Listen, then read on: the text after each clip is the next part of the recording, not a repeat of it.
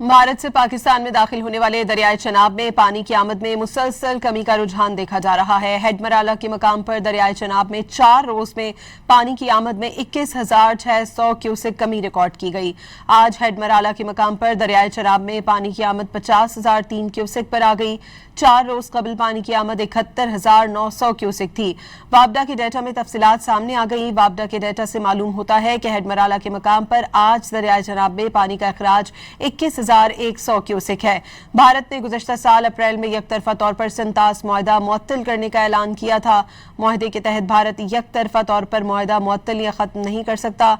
1960 में सिंतास मुआहदा आलमी बैंक की सालिसी में तय पाया था।